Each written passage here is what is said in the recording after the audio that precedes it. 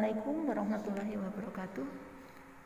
Anak-anakku yang soleh dan solehah, pada kegiatan Satlat ini Ibu akan membahas tentang puasa dan seluk-beluknya.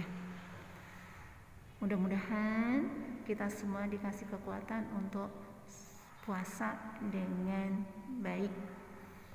Anak-anakku sekalian, puasa menurut bahasa artinya menahan diri dari segala sesuatu. Sedangkan menurut istilah, puasa adalah menahan diri dari segala sesuatu yang membatalkan puasa dari terbit fajar sampai terbenam matahari dengan syarat-syarat tertentu. Dan syarat-syarat tertentu itu ada syarat wajib dan ada syarat sahnya. Syarat wajib diantaranya satu, Islam, balik, berakal sehat, kemudian kuat puasa. Seseorang yang sudah memenuhi syarat wajibnya, maka dia wajib puasa Ramadan. Jika tidak puasa, maka dirinya berdosa. Sedangkan syarat sahnya diantaranya adalah satu, Islam. Jadi kalau ada non-Islam, dia puasa Ramadan, ngaku puasa Ramadan, puasanya enggak sah. Kenapa? Karena belum beragama Islam. Kemudian yang kedua, mumayyiz. Yang dimaksud mumayyiz yaitu anak-anak yang sudah dapat membedakan mana yang baik dan mana yang buruk, mana yang puasa yang benar dan mana yang enggak. Contoh, kalau kalian contoh anak yang belum mumayyiz, anak sekitar 4-5 tahun mendengar masuk bulan Ramadan, dia semangat 45 mau puasa. Ibu nanti malam adik bangunin, mau makan sahur. Ibunya lagi masak, dia udah bangun. Bu, adik udah bangun duluan, adik mau sahur. Habis itu dianya tidur. Bangun tidur di pagi hari itu, dia panggil ibunya. Ibu, adik mau minum susu. Loh, katanya adik puasa. Ya nanti habis minum susu puasa. Jadi menurut anak yang belum mumayyiz, saat dia nggak makan, dia puasa. Padahal ketentuan puasa yaitu menahan diri dari segala sesuatu yang membatalkan puasa dari terbit fajar sampai terbenam matahari. Kemudian syarat berikutnya yaitu suci dari haid dan nifas. Jadi bagi perempuan yang sedang haid atau sedang nifas memaksakan diri untuk puasa, maka puasanya tidak sah.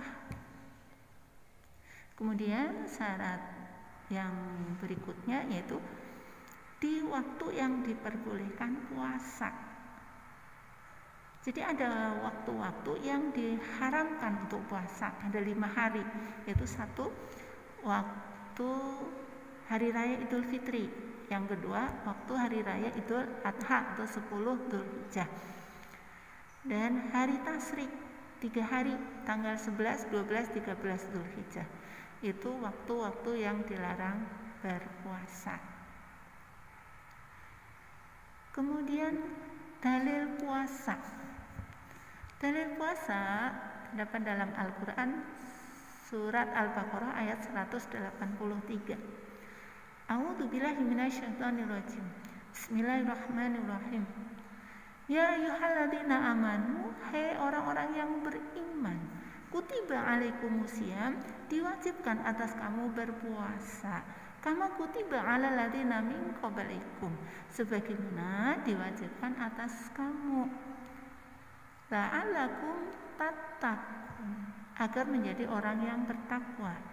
Jadi Allah mewajibkan kita puasa, tujuannya sangat mulia untuk menjadi orang yang bertakwa. Yang dimaksud dengan bertakwa yaitu melaksanakan semua perintahnya dan menjauhi larangannya. Kemudian rukunnya, rukun puasa hanya 2. Satu, niat pada malam hari.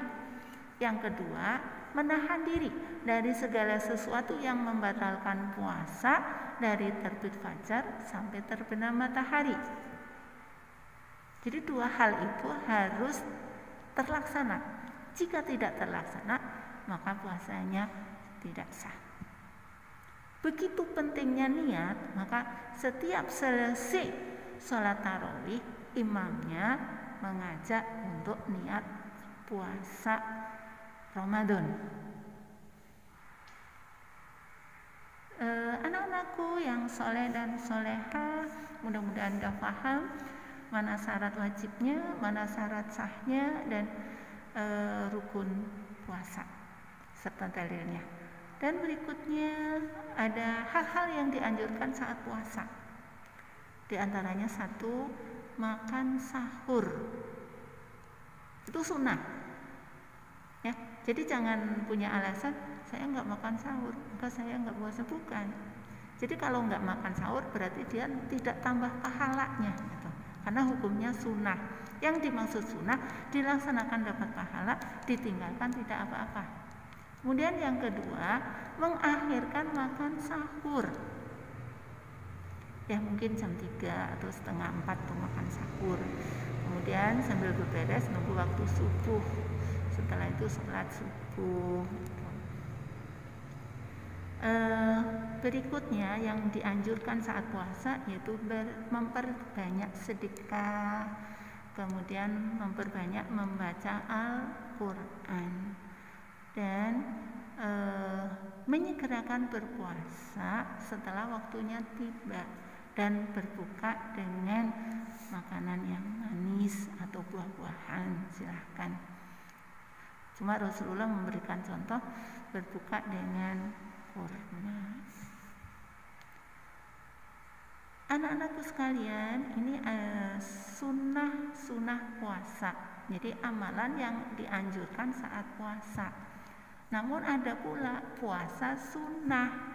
Kalau puasa sunnah adalah puasa yang dianjurkan untuk dilaksanakan. Yaitu contoh puasa 6 hari di bulan Syawal, kemudian puasa Arafah, puasa 10 Muharram, puasa Senin Kamis. Itu puasa sunnah. Anak-anakku yang soleh dan soleha, ada beberapa hal yang dapat menghapus pahala puasa. Hati-hati dengan 5 hal ini. 1, berbohong. Yang kedua, ngerasani atau gosip. Yang ketiga, mengadu domba. Yang keempat, menjadi saksi palsu. Dan yang kelima, memandang lawan jenis dengan penuh nafsu. Maka pahala puasanya 0. Jadi orang itu kalau tidak bisa mengendalikan diri dari hal-hal tersebut, maka puasanya sah kalau memenuhi syarat sahnya, tapi pahalanya 0 karena sudah hangus. Kemudian kenapa kita disuruh puasa? Itu ada hikmahnya. 1, sebagai rasa syukur kepada Allah, karena semua ibadah itu sebagai rasa syukur kepada Allah. Kemudian yang kedua, melatih kesabaran. Yang dimaksud sabar adalah menunggu, ya, kuat menunggu sampai saatnya tiba. Jadi walaupun banyak makanan, kita tahan diri, ya, sampai waktu berbuka puasa. Dan ingat, Allah Maha melihat, Allah Maha mengetahui. Walaupun di rumah kosong, tetap kalau kita puasa berarti tetap menahan diri dari segala sesuatu yang membatalkan puasa. Kemudian yang berikutnya adalah menumbuhkan rasa kasih sayang kita pada orang yang kurang beruntung dari kita. Contoh, saat puasa kita merasakan rasa lapar dan haus.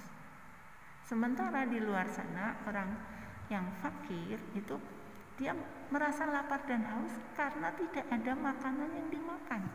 Sementara kalau kita puasa, ada makanan yang kita makan, cuma harus menunggu sampai saatnya berbuka puasa. Untuk menentukan berbuka puasa, hati-hati. Kalau kalian mendengar adzan maghrib, dicek dulu itu adzan maghrib di kota lain atau di tempat kita berada, ya. Jadi kita dilatih untuk bersikap teliti. Dan yang terakhir, tujuan berpuasa adalah menjadi orang yang bertakwa, yaitu melaksanakan sunnahnya dan menjauhi larangannya. Mudah-mudahan setelah kita berpuasa sebulan penuh, kita bisa mengendalikan hawa nafsu untuk